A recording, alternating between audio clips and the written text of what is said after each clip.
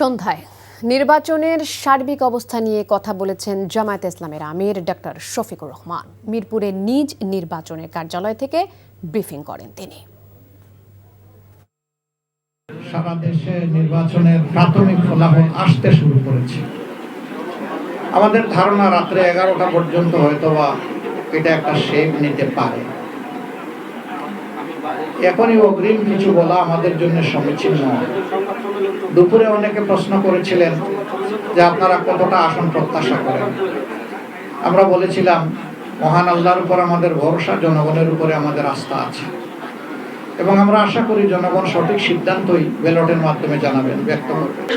এ পর্যন্ত ভোট যেভাবে হয়েছে বলা হলো যদি একই ধারা অব্যাহত থাকে, কোনো ইন্টারফেয়ারেন্স না হয় বড় ধরনের, কেউ মেনে নেব না নেব আমরা নিব ইনশাআল্লাহ। হোয়াইট প্লাস প্রো সেনসিটিভ স্কয়ারে মাঠের বাইরেও তো আমরা এভাবে দেশপ্রেম দেখাতে পারি।